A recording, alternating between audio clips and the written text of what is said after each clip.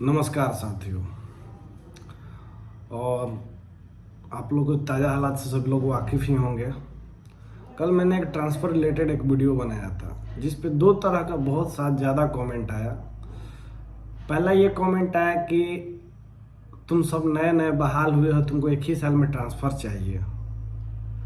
और दूसरा सवाल ये आया कि मेरिट का ज़्यादा रहता तो आप अपने ज़िले में रहते। ये सबसे ज़्यादा सवाल आया है, लेकिन पारा पारी मैं दोनों से सवालों के जवाब देना चाहता हूँ। पहला सवाल उनका जो कह रहा है कि नया नया में तुमको ट्रांसफ़र चाहिए, तो देखिए भाई, कोई ट्रांसफ़र तो कोई आपसे कोई मांग नहीं रहा है।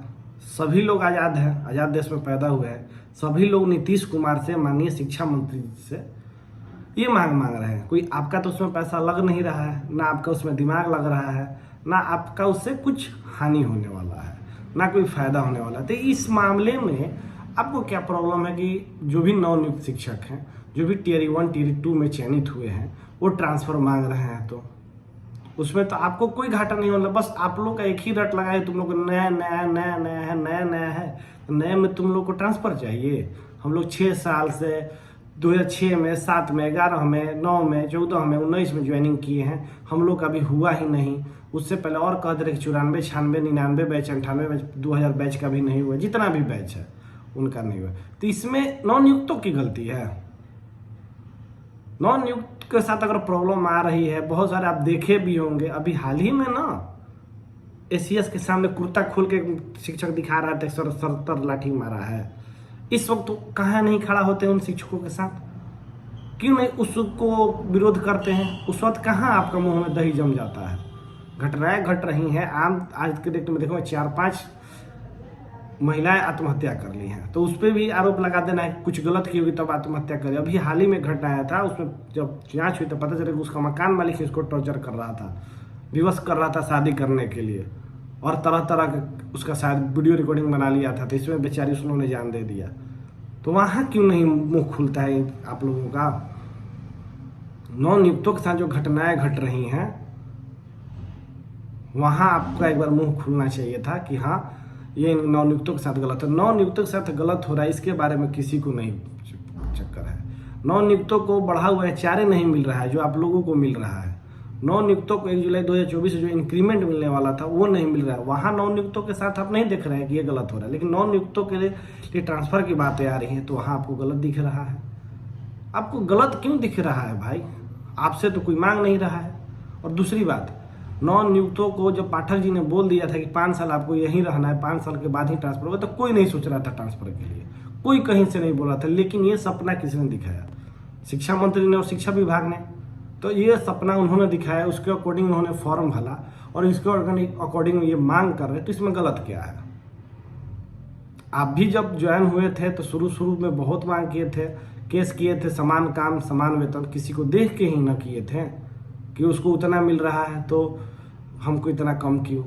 वो राजकर्मी का दर्जा उसको मिला है तो हमको क्यों नहीं? आप लोग भी तो मांग किए थे। तो ये भी नवनियुक्त जो अब 1 साल लमसम नौकरी कर चुके हैं, वो मांग कर रहे हैं, तो क्या गलत कर रहे हैं?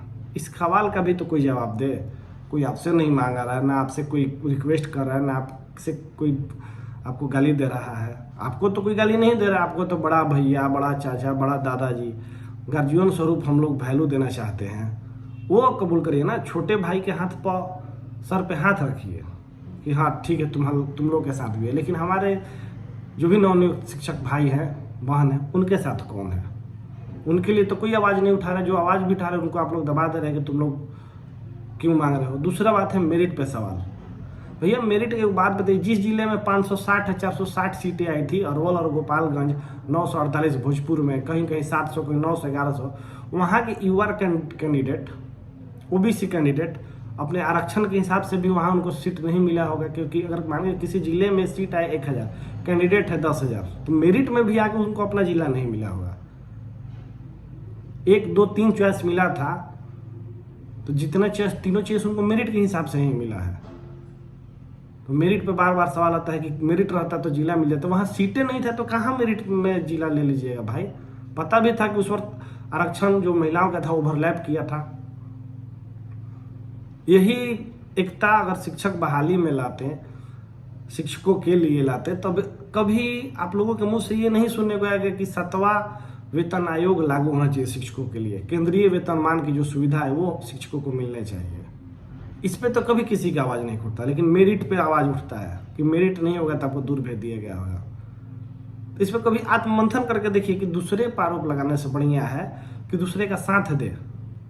अगर देखिए हम डंके की चोट पे कहते हैं कि भेदभावपूर्ण नीति थी, एक और पंचायत दिया जा रहा था, एक और अनुमंडल की बाध्यता रखी जा रही थी, ये सरासर गलत नीति है। लेकिन फिर भी बहुत लोगों ने फॉर्म तो भरा, जिनको जहां हित हो रहा था वो अपना फॉर्म भर रहे थे। ऐसा तो नहीं था कि फॉर्म ही नहीं, एकदम नहीं भरा है। आप सोच के देखिए, जानते थे कि गलत नीति, फिर भी जिनको कुछ सुविधा मिल जा रही थी, अपने अनुमंडल में आ जा रहे थे, तो उनको तो फॉर्म भरने को मौके लो भरे। आप लोगों को बस अपने जिला में थे, अपने जिला का अनुमंडल नहीं मिल रहा था, तो आपके पास तो ऑप्शन था कि नहीं भर सकते। अब ये जो सक्षमता पास कर लिए उनको मजबूर कर दिया जा रहा था। ये गलत है, एकदम मजबूर कर दिया जा रहा था। लेकिन आपने उसके लिए क्या किया? एग्जाम दे के पास करके एक भी कुछ आवाज़ उठाया कि आपको उसी तिथि से राजकर्मी का दर्जा दिया जाए, वहीं से आपका वेतन बढ़ाए? उसके लिए तो कभी आपने आवाज़ नहीं उठाया। लेकिन बीपीएससी शिक्षकों को जो